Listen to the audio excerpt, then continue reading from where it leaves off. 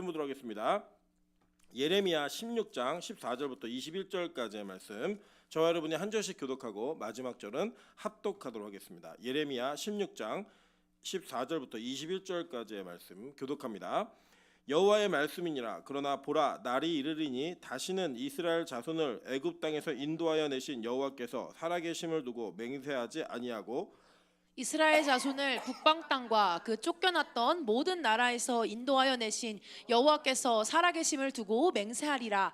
내가 그들을 그들의 조상들에게 준 그들의 땅으로 인도하여 드리리라. 여호와의 말씀이니라. 보라, 내가 많은 어부를 불러다가 그들을 낫게 하며 그 후에 많은 포수를 불러다가 그들을 모든 산과 모든 언덕과 바위 틈에서 사냥하게 하리니 이는 내 눈이 그들의 행위를 살펴보므로 그들이 내 얼굴 앞에서 숨기지 못하며 그들의 죄악이 내 목전에서 숨겨지지 못하리라. 내가 우선 그들의 악과 죄를 배나 갚을 것은 그들이 그 미운 물건의 시체로 내 땅을 더럽히며 그들의 가증한 것으로 내 기업에 가득하게 하였음이라. 여호와 나의 힘 나의 요새 환난 날에 피난처시오. 민족들이 땅 끝에서 주께 이르러 말하기를 우리 조상들의 계승한 바는 허망하고 거짓되고 무익한 것뿐이라. 사람이 어찌 신 아닌 것을 자기의 신으로 삼겠나이까 하리이다. 여호와께서 이르시되 보라, 이번에 그들에게 내 손과 내 능력을 알려서 그들로 내 이름이 여호와인 줄 알게 하리라. 아멘. 네, 우리 주변에 있는 분들에게 이렇게 한번 인사하도록 하겠습니다. 목요일 밤에 당신을 만나면 밤에 잠을 이룰 수가 없습니다.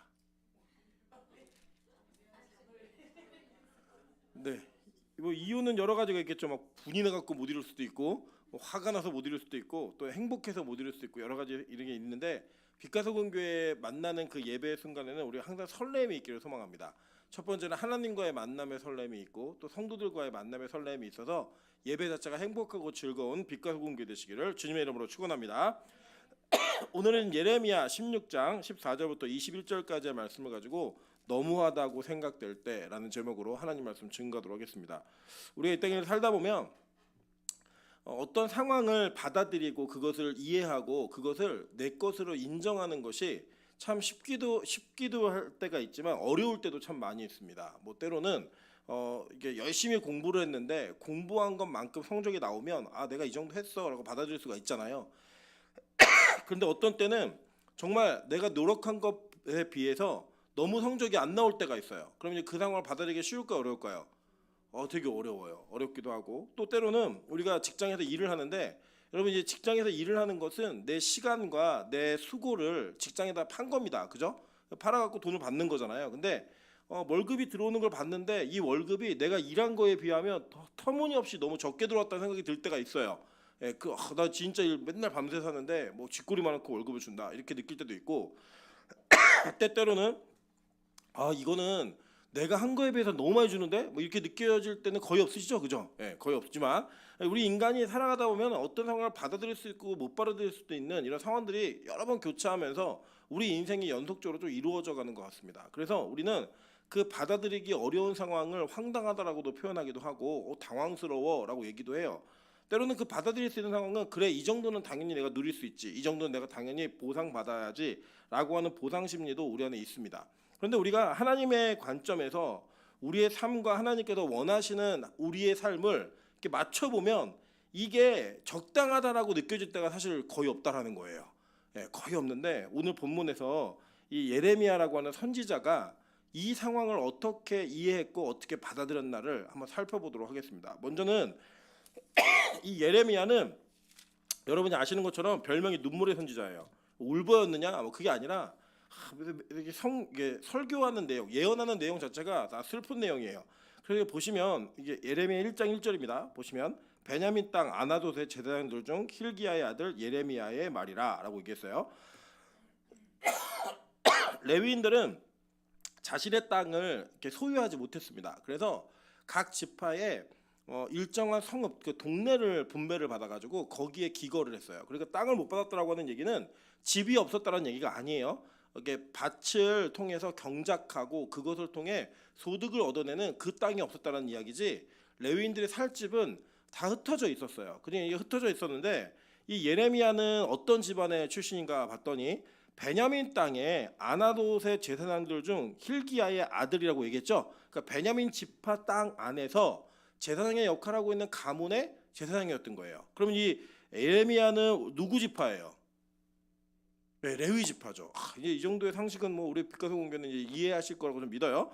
이 예레미야는 레위 지파 사람이에요. 그래서 이 사람이 언제부터 예언하냐면 2절 보시면 아몬의 아들 유다 왕 요시야가 다스린 지 13년에 여호와의 말씀이 예레미야에게 임하였고라고 얘기를 해요. 그죠? 그러니까 이 요시야는 남유다의 16대 왕이에요.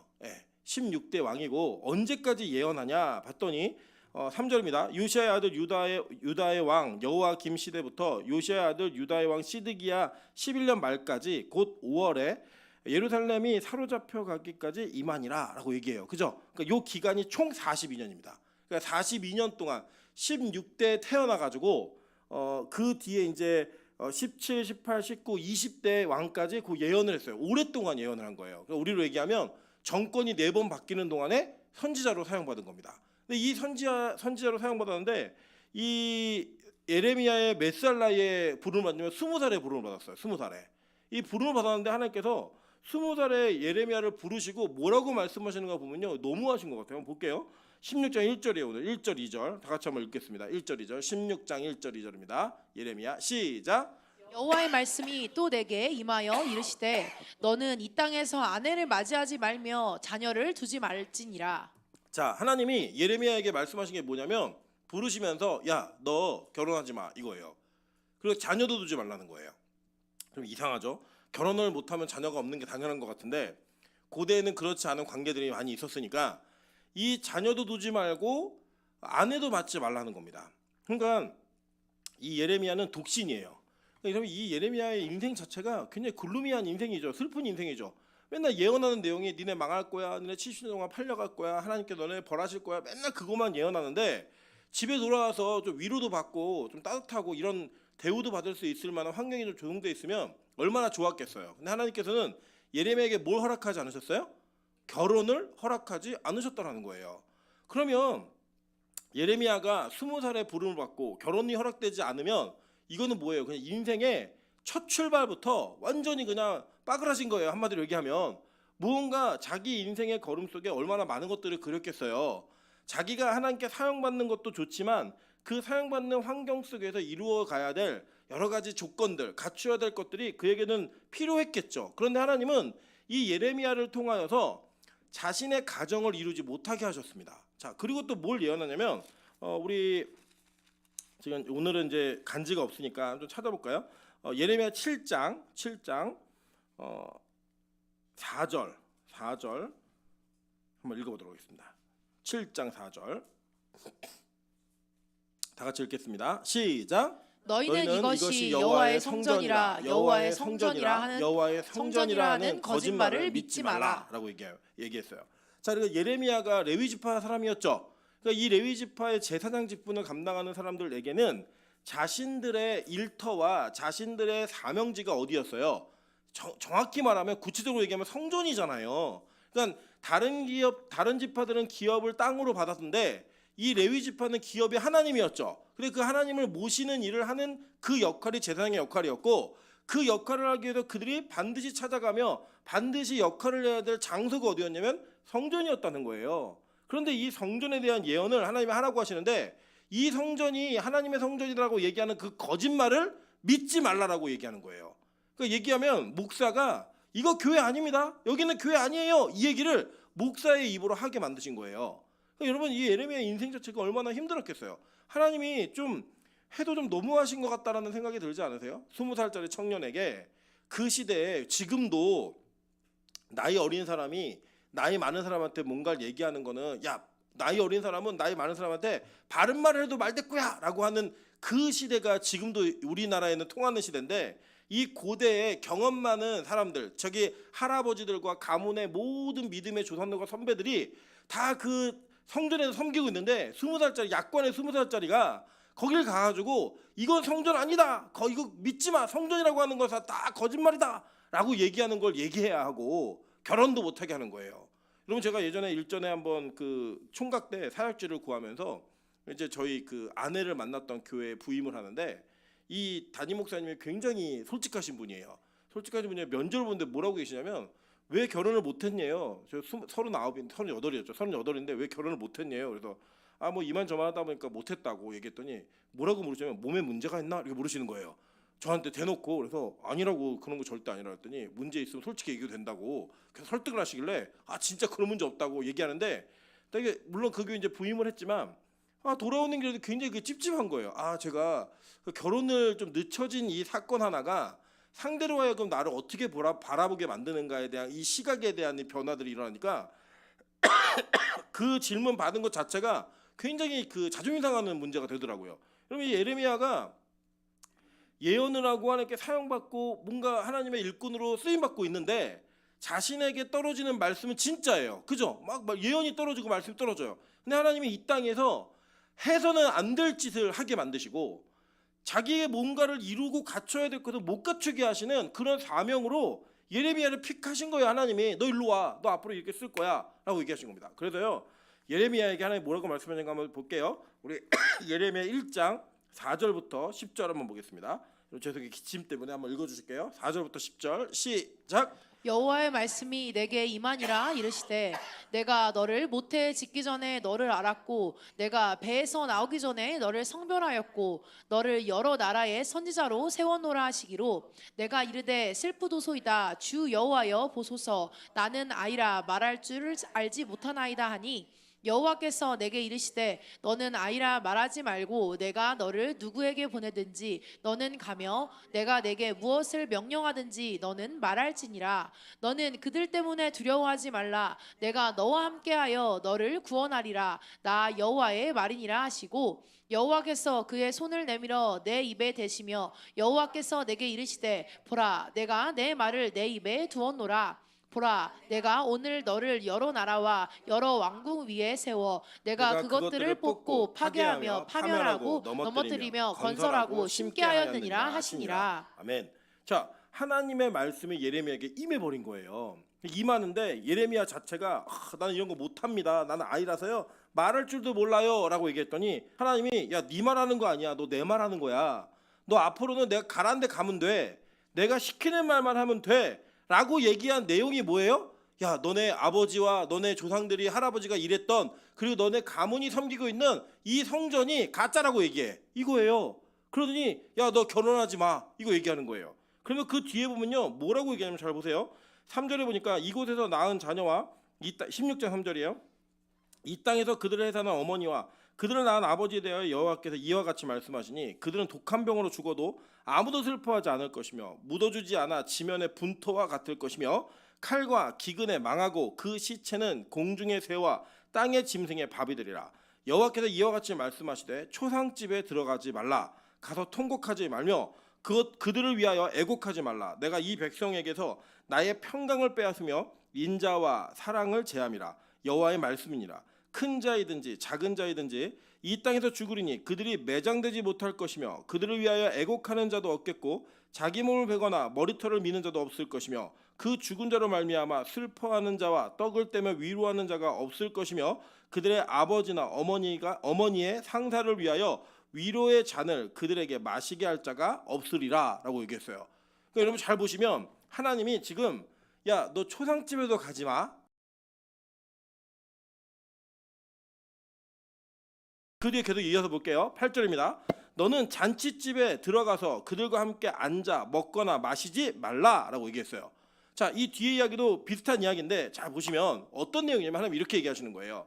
너 이 땅에서 너의 가정도 이루지 말고 애도 낳지 마. 그리고 남이 슬퍼하는 초상집도 가지 말고 그리고 남이 좋아하는 잔치집도 가지 마, 이거예요. 그리고 그 내용을 보면 하나님은 단지 어떤 장소나 어떤 특정한 관계 속에서 만남을 하지 말라는 게 아니라 이것들이 상징하는 게 있다는 거예요. 뭐냐면 아까 야, 너 초상집에 가지 마라고 얘기했는데 그 내용이 뭐냐면 내가 이 백성에게서 나의 평강을 빼앗으며 인자와 사랑을 제함이라. 이제 이게 빠진 증거로 위로받아야 할 자들에게 위로하지 말라는 거예요.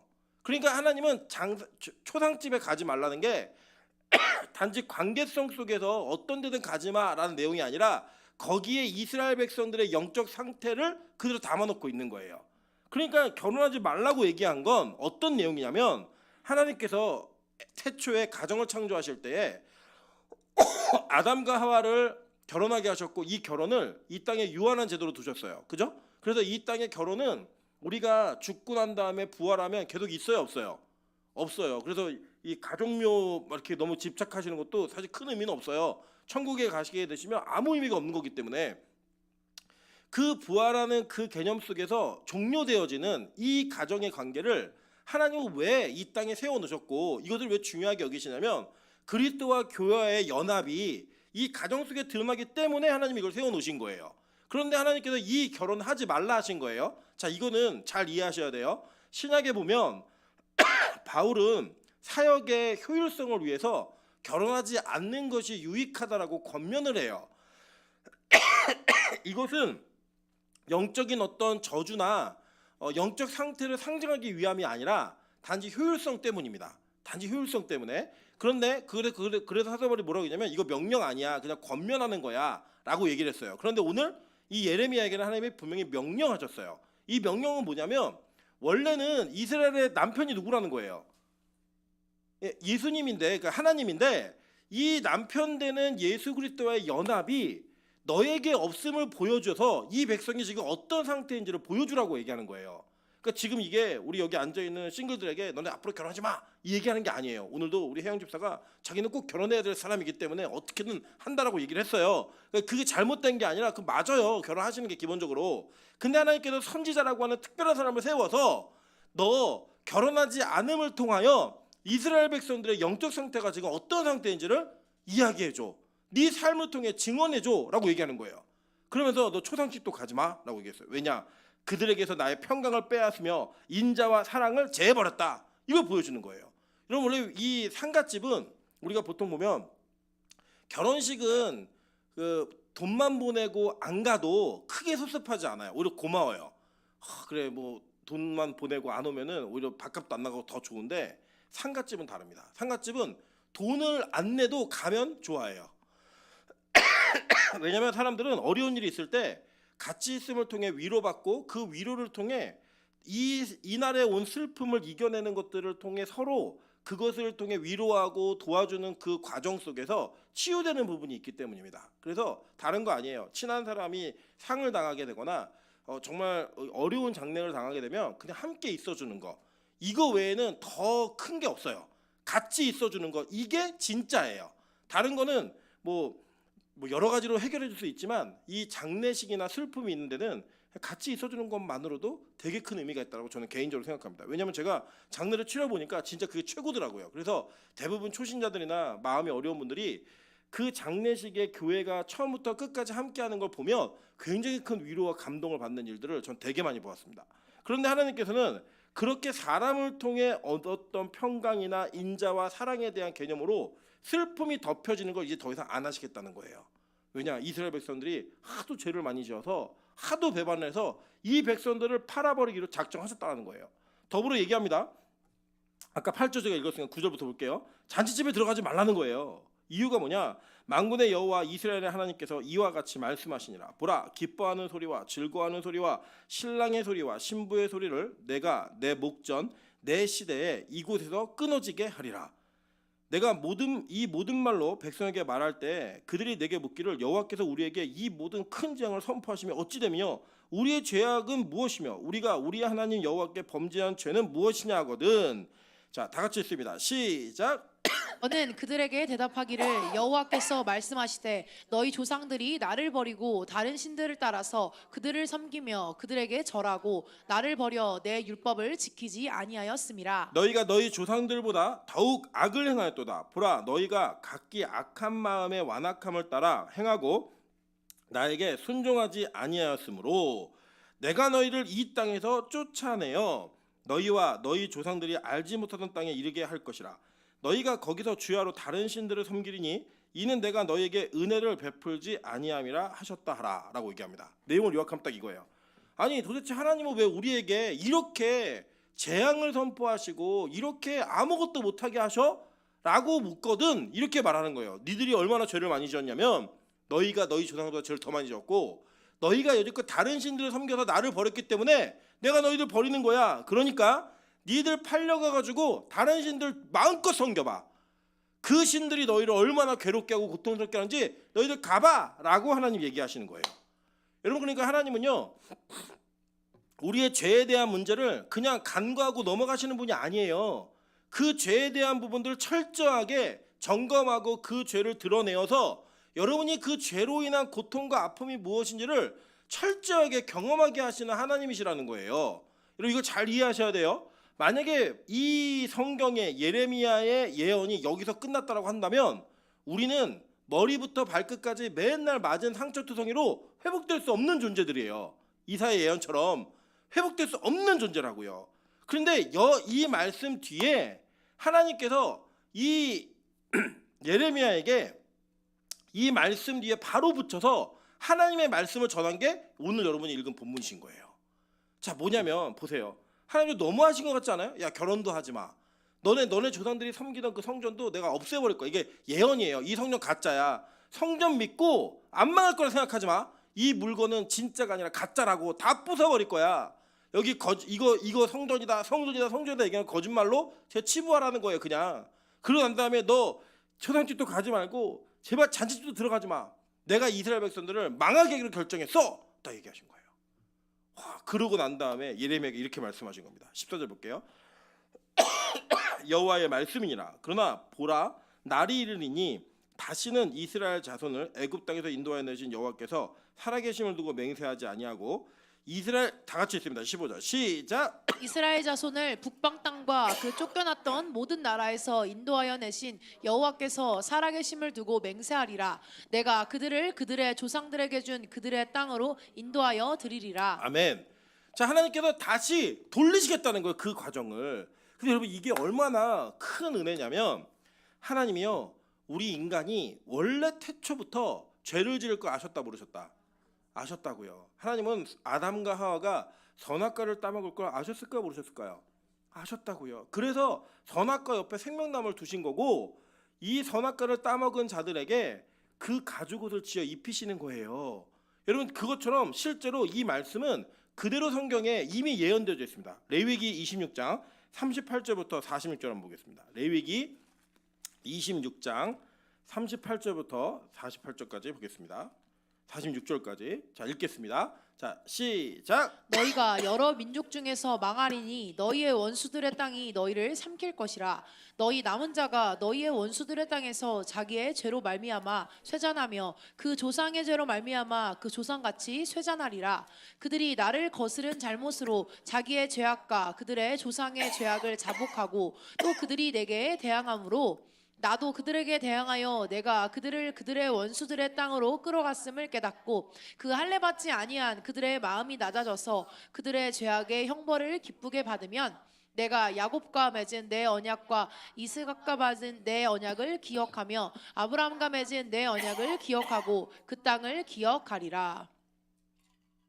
자, 하나님이 그래서 그 뒤에 이제 그 내용인데 맨 뒤에 46절 한번 볼게요. 46절. 원래 46절까지 읽기로 했는데 자, 읽겠습니다. 자, 시작. 이것은 여호와께서 시내산에서 자기와 이스라엘 자손 사이에 모세를 통하여 세우신 규례와 법도와 율법이니라. 자, 그러니까 하나님은 이 레위기가 출애굽기와 같이 받은 말씀이잖아요. 같이 받은 말씀인데 레위기 20장에 이 율법을 주시면서 너희들 이거 지키지 않으면 레위기 말씀을 통해 이러이러한 형벌을 줄 거야 라고 얘기를 했어요. 그 끝에 부분이 바로 오늘 여러분이 읽으신 레위기 26장의 부분이에요. 그 부분에서 말씀하신 게 뭐냐면 내가 너희들 말 안 들으면 다 이방 땅에 팔아넘길 거야. 팔아넘기는데 거기 가서 회개하고 다시 마음을 돌이키면 내가 너희들을 반드시 이끌어 오겠다라고 이 모세의 율법, 즉 십계명을 대표로 한 율법이 주어질 때에 하나님 주신 말씀이라고요. 그럼 잘 보세요. 우리가 어떤 사람과 약속을 하거나 계약을 할 때에 이 계약 관계 속에서 이것이 안 지켜질 때 이러이러한 조건과 위약에 대한 책임을 물어야 합니다라고 하는 조건과 단서를 달죠. 그거 왜 달아요? 계약을 지키라고 하는 건데 어기게 되게 되면 그 상황을 해결하기 위해 가는 거죠. 예를 들어서 양자 간에 어떤 어떤 계약을 맺었는데 이 사람은 100% 지킨다, 이 사람은 뭐 당연히 지킨다라고 생각이 들면 우리는 굳이 그것을 명시화하지 않을 수 있어요. 예를 들면 제가 박명현 지사에게 2,000원만 빌려줘, 내일 줄게라고 얘기하면 줄까 안 줄까요? 그 정도는 주죠. 왜냐면 2,000원은 반드시 줄 거로 믿으니까. 근데 만약에 2억을 빌렸다, 그럼 어떻게 할까요? 그냥은 못 주죠. 차용증을 써서 정확하게 기록해 놓고 이게 안 지켜질 경우에는 어떻게 되겠다라고 하는 그 단서 조항을 붙여서 준다고요. 우리가 집세를 낼 때도 마찬가지고 집계약을 할 때도 마찬가지잖아요. 이게 계약이 파기되면 계약금은 누구에게 간다, 이런 거 다 자세히 기록하는 이유가 뭐냐면 안 지켜졌을 때에, 이 약속이 안 지켜졌을 때에 해결하는 방식이었다고요. 근데 이 레위기의 말씀이 어디에 붙어 있는 거냐면 출애굽기와 같이 붙어 있는 말씀인 거예요. 그러니까 하나님의 애초에 율법을 주실 때부터 이스라엘 백성들이 자기 안 섬기고 이렇게 팔려갈 줄 알았다 몰랐다? 아셨다고요. 그걸 아시면서 그것을 어떻게 회복하겠다라는 이야기를 써 놓으신 거예요. 한번 볼까요? 역대하 6장 36절부터 42절입니다. 역대하 6장 36절부터 42절 다 같이 한번 읽어볼게요. 자, 시작. 주께 범죄하지 아니하는 사람이 없사오니 그들이 주께 범죄함으로 주께서 그들을 진노하사 그들을 적국에게 넘기심에 적국이 그들을 사로잡아 땅의 원근을 막론하고 끌고 간 후에 그들이 사로잡혀간 땅에서 스스로 깨달았고 그들을 사로잡은 자들의 땅에서 돌이켜 주께 간구하기를 우리가 범죄하여 패악을 행하며 악을 행하였나이다 하며 자기들을 사로잡아간 적국의 땅에서 온 마음과 온 뜻으로 주께 돌아와서 주께서 그들의 조상들에게 주신 땅과 주께서 택하신 성과 내가 주의 이름을 위하여 건축한 성전에 있는 쪽으로 향하여 기도하거든 주는 계신 곳 하늘에서 그들의 기도와 간구를 들으시고 그들의 일을 돌보시우며 주께 범죄한 주의 백성을 용서하옵소서. 나의 하나님이여 이제 이곳에서 하는 기도에 눈을 드시고 귀를 기울이소서. 여호와 하나님이여 일어나 들어가사 주의 능력의 개와 함께 주의 평안한 처소에 계시옵소서. 여호와 하나님이여 원하건대 주의 제사장들에게 구원을 입게 하시고 또 주의 성도들에게 은혜를 기뻐하게 하옵소서. 여호와 하나님이여 주의 기름 부음 받은 자에게서 얼굴을 돌리지 마시옵고 주의 종 다윗에게 베푸신 은총을 기억하게 하였더라. 자, 이게 뭐냐면 성전을 다 짓고 성전에서 하는 기도인 거예요. 그리고 여러분 7장의 내용이 뭐냐면 성전을 다 지은 낙성식을 하는 게 역대하 7장입니다. 그러니까 성전을 지어놓고도 이 솔로몬이 기도를 하는 그 기도 속에 이스라엘 백성들이 하나님을 배반하고 하나님을 대적했을 때 그들이 팔려갈 거를 알고 있었어요, 몰랐어요? 알았다고요. 그 알았는데 그곳에서 마음을 돌이키고 이 성전 쪽을 향해 기도를 하면 하나님 이 과정을 회복시켜 주십시오. 다윗에게 베푸신 은총을 꼭 기억해 주세요라고 기도하는 거라고요. 그 기도에 대한 내용에 하나님은 이스라엘 백성들이 기도하지 않았음에도 불구하고 지금 이 내용에 대한 약속을 다시 상기시키시는 거예요. 야, 내가 너희들 하도 말 안 들어가지고 이 예레미야의 인생을 통해 너 결혼도 하지 마. 그 예언할 때 이거 성전 더 이상 아니라고 말해. 거짓말이라고 얘기하고 너 초상집에도 가지 마. 그 잔치집에도 가지 마. 내가 이 나라 망하게 할 거야. 라고 얘기하고 나자마자 여호와의 말씀이 임했는데 내가 반드시 너희를 다시 이 땅으로 데리고 돌아오겠다는 거예요. 이게 하나님의 말씀이라는 거예요. 여러분 그러면서 뭐라고 얘기하냐면 이렇게 얘기합니다. 자, 16절 볼게요. 여호와의 말씀이니라. 보라 내가 많은 어부를 불러다가 그들을 낫게 하며 그 후에 많은 포수를 불러다가 그들을 모든 산과 모든 언덕과 바위 틈에서 사냥하게 하리니 이는 내 눈이 그들의 행위를 살펴보므로 그들이 내 얼굴 앞에서 숨기지 못하며 그들의 죄악이 내 목전에서 숨겨지지 못함이라. 내가 우선 그들의 악과 죄를 배나 갚을 것은 그들이 그 미운 물건의 시체로 내 땅을 더럽히며 그들의 가증한 것으로 내 기업에 가득하게 하였음이라 라고 얘기하는 거예요. 철저히 죄의 문제를 끊어버리고 내가 박살낸 이후에 다시 이 땅으로 돌이키겠다는 거예요. 여러분 이게 바로 복음인 겁니다. 이게 바로 구약이 우리에게 증거하고 있는 예수 그리스도가 이 땅에 오셔서 무슨 일을 하게 되실지 그거를 보여주시는 거예요. 여러분 잘 보세요. 예수님께서 빛으로 이 땅에 오실 때에는 이 땅이 어둠이었다고요. 그 빛이 오니까 어둠에 있던 사람들은 어둠이 자기들의 모습을 실체를 그대로 보지 못하게 만듭니다. 근데 빛이 오면 그 모습이 어떻게 돼요? 보여지게 되죠. 그래서 그것이 다 드러나게 되는 거예요. 낱낱이 찌끼같이 더럽게 숨겨놓은 모든 것들조차도 하나님 다 드러내시는 거예요. 그걸 그대로 두시느냐? 아니요. 다 해결하세요. 끊게 하시고 박살내게 하시고 어쩌면 평생을 못 끊는다 하더라도 그 끊지 못하는 죄악과 싸울 수 있는 힘, 그리고 그것을 우리 안에 인정하게 만들므로 말미암아 하나님만을 바라보게 하는 유일한 소망을 우리 안에 심어주신다는 거예요. 그 소망이 심어지면 우리는 뭘 기대하게 되냐면, 하나님, 우리가 이 죄로 인해 심판과 어려움을 당하고 있지만 주님을 향해 기도하면, 하나님 마음을 돌이키면 우리 다시 건지신다고 약속하셨잖아요. 그 기도를 제가 지금부터 하겠습니다 라고 생각하는 거예요. 여러분, 지금요 나라가 너무 많이 어려운 것 같아요. 정치적으로, 뭐 경제적으로 많이 어려워요. 나라가 어려운 것도 어려운 거지만 더 어려운 건 교회도 되게 많이 어려워요. 혼란과 여러 가지 판별할 수 없는, 무엇이 진리인지 무엇이 진짜인지 모르는 이 시대 속에서 하나님께서 저와 여러분에게 이 땅에 예배자로 우리를 부르시고, 진짜 어떻게 보면 여러분이 살아왔던 삶과는 전혀 다른, 이럴 수 있나? 이게 정말 가능한가? 라고 하는 그 삶을 하나 요구하시는 거예요. 그래서 이 땅으로 부르셔서, 아니 이 시대에 매일 저녁에 모이는 매일의 저녁의 예배자, 이게 여러분 맞다 생각하세요? 저는 아무리 생각해봐도 이게 상식적이지 않아요.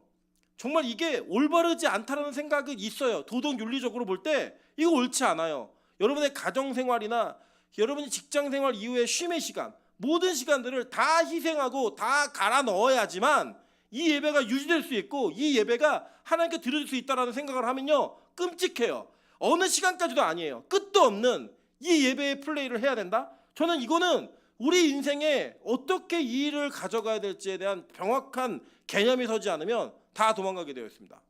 저는 확실하다고 생각해요. 여러분 그러더라고요. 어느 날 이제 하늘문에서 누가 안 보여가지고 제가 물었어요. 야, 걔는 어디 갔어? 그랬더니 제 제자가 뭐라고 얘기하냐면, 목사님, 뭐 여러 가지 이유는 있는데요, 딱 하나예요. 예배드리기 싫어서 간 거예요. 이렇게 얘기해요. 제가 그 말이 저에게 엄청난 되게 큰 충격이었어요. 아, 여기서 예배드리는 성도들이 이 예배를 드리다 보니까, 이제 40년 예배를 드리다 보니까 이제는 자신들이 이 예배를 거부할 때 그 거부하는 이유가 뭔지도, 그리고 이 예배를 거부하게 되는 이유가 뭔지도 다 정리가 된 거예요. 스스로. 뭐냐? 그 예배드리기 싫어서 간 거예요. 이유는 있어요. 다 이유는 다르지만 예배드리기 싫으니까 간 거예요 라고 얘기를 해요. 그러니까 그것은 하나님께서 우리가 이 언약을 믿고 이 언약 속에 예수를 소망으로 삼지 않으면 회복될 수 없는 일이기 때문에, 우리가 그 사명을 붙들지 않으면 우리가 이것을 동의하면서 계속 갈 수 없다라는 거예요. 예레미야가 이 모든 내용을 다 듣고 난 다음에 기도하기 시작합니다. 그 기도가 19, 20절, 21절이에요. 이 기도를 하는 거예요. 보세요.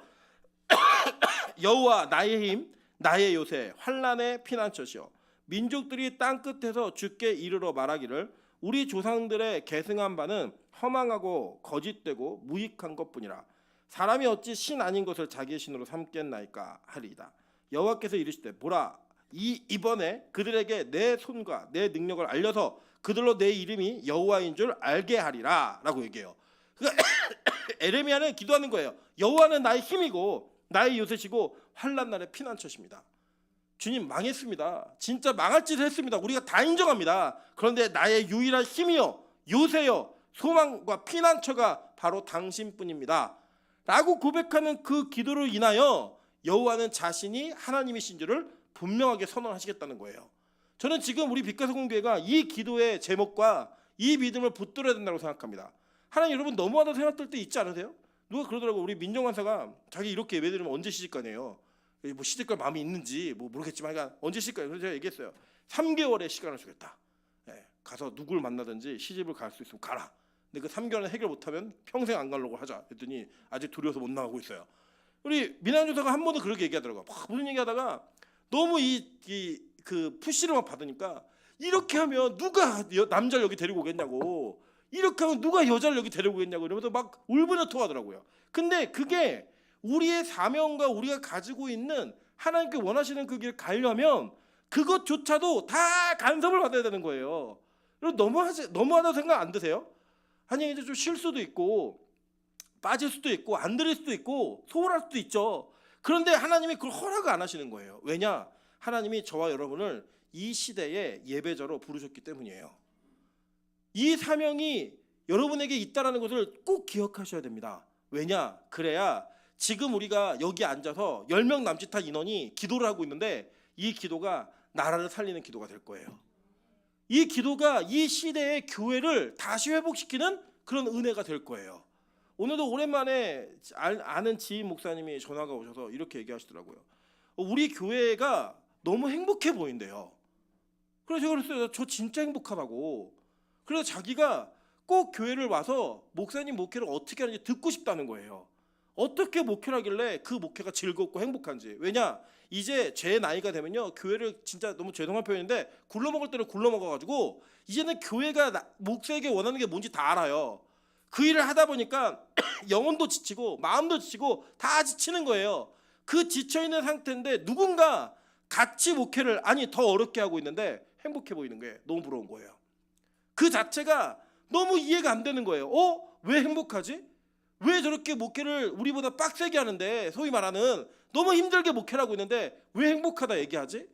여러분, 그것을 깨닫지 못하면 저와 여러분이 가는 모든 길에서 우리는 언젠가 나 이거 더 이상 못하겠어 라고 손 놓고 다 나갈 수밖에 없는 그런 모습일 수밖에 없다라는 거예요.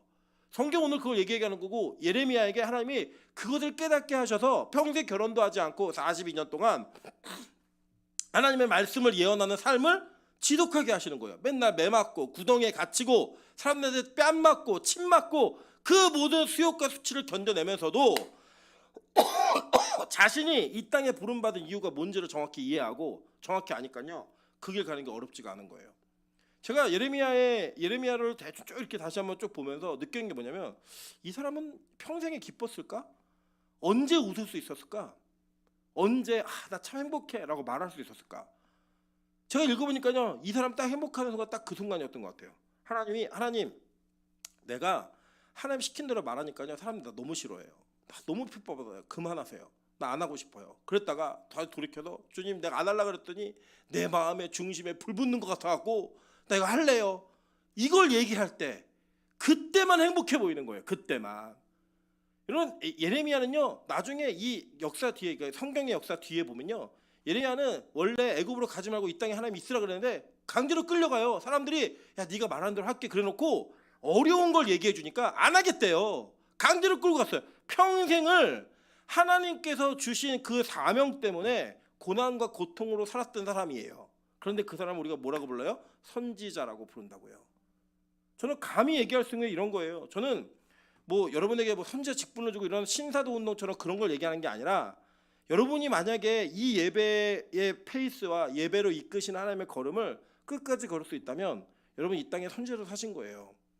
내가 원하는 거, 내가 기대하는 거, 내가 소망하는 거 다 내려놓고 주님이 말하는 대로 말하고 주님이 하라는 대로 하고 하지 말라는 대로 안 하는, 그것이 여러분 각자의 삶 속에 순종이 되어지면 다른 게 선지자가 아니고 그게 선지자라고요. 하나님의 뜻을 그대로 이 땅에 꽂아내리는 사람, 그게 선지자였다고요. 저는 우리 빛가성교회가 좀 그런 교회가 되기를 소망합니다. 오늘은 제가 말씀을 준비하면서도 마음이 좀 많이 좀 무거웠어요. 무거운 게 어떤 게 무거움이었냐면, 다른 게 아니라 하나님, 우리도 좀 재미있고 즐거운 설교도 좀 가끔 있고 그랬으면 좋겠는데, 이 말씀이 예레미야를 보니까 하나님, 우리가 참 그래도 좀 편하게 살고 있네요. 저도 예레미야보다는 낫지 않으세요? 지금 여러분의 형편이? 저도 예레미야보다는 그래도 여러분 누리면서 즐거운 시간들을 많이 보내지 않으세요? 근데 이 예레미야에게 하나님 말씀이 임하는데, 하나님 너무합니다 라는 그 이야기를 하기도 전에 그 뒤에 이 나라의 회복이라는 소망이 달려있는 거예요.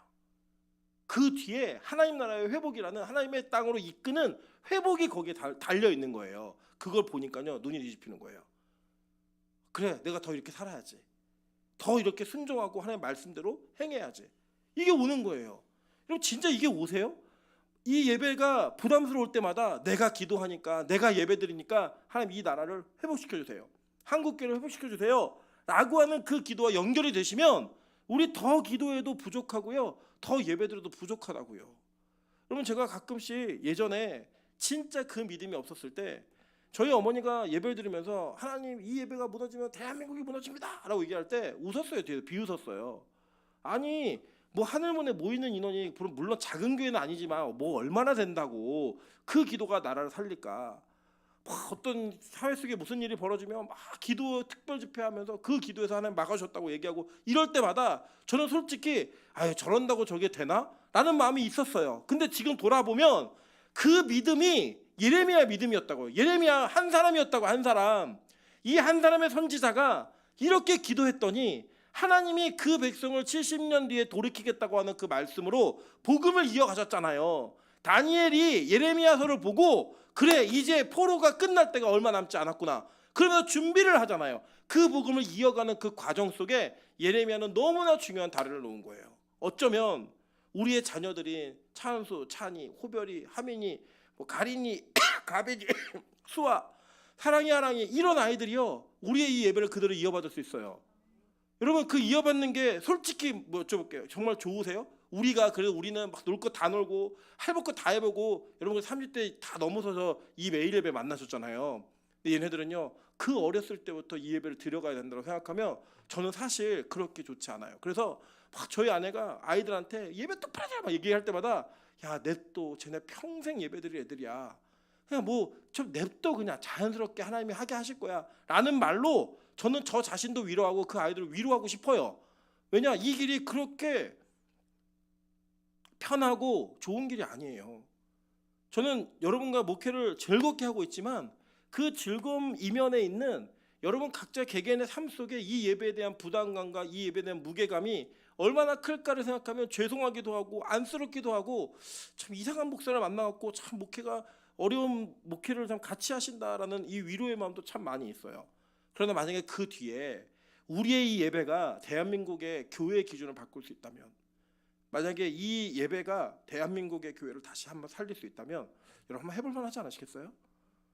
우리 교회 오시는 전도사님이 이제 성함이 이승재 전도사님이세요. 이 전도사님이 이렇게 얘기했어요. 사모님이 먼저 우리 교회 광고를 보셨대요. 그런데 매일 예배를 드린다는 교회를 한 번도 보도 듣도 못했대요.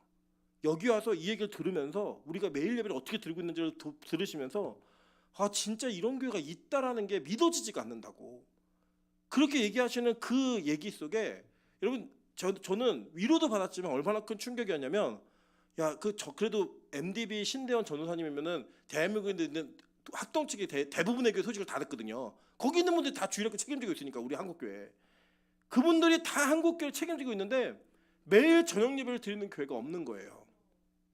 그러니까 뭐 수요일은 드리겠죠. 공예배가 있고 뭐 금요일도 있으니까 오늘 이 목요일 이 예배가 전 너무 소중해요.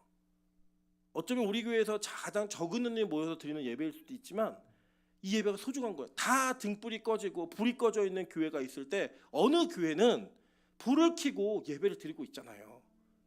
그리고 좀 덜 외로운 건 부평제일교회도 있고 부엘도 있고 하늘문도 있고 어딘가에서 이 목요일 밤에 이 기도의 등불을 예배의 등불을 끄지 않고 드리고 있는 공동체가 있다라는 것 자체가 또 우리에게 큰 위로가 될 수 있잖아요.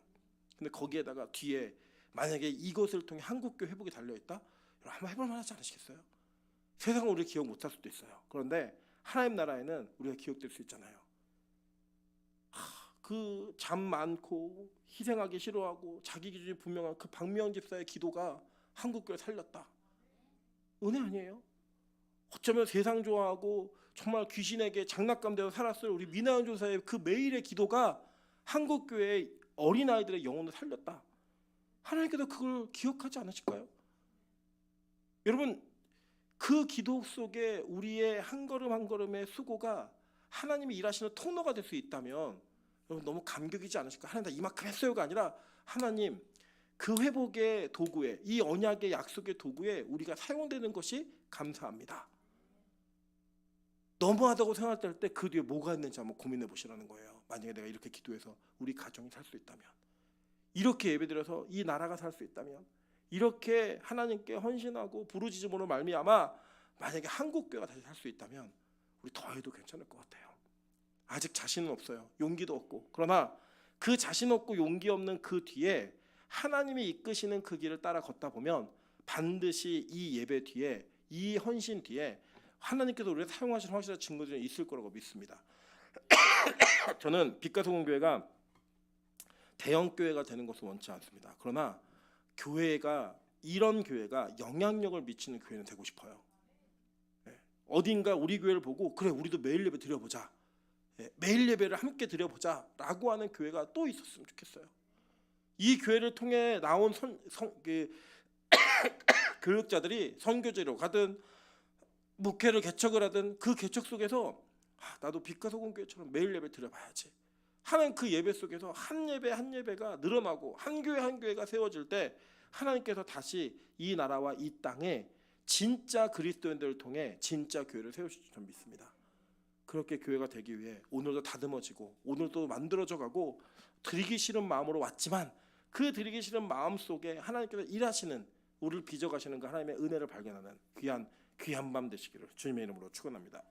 이 시간 찬양으로 기도하며 주 옆에 나아가도록 하겠습니다.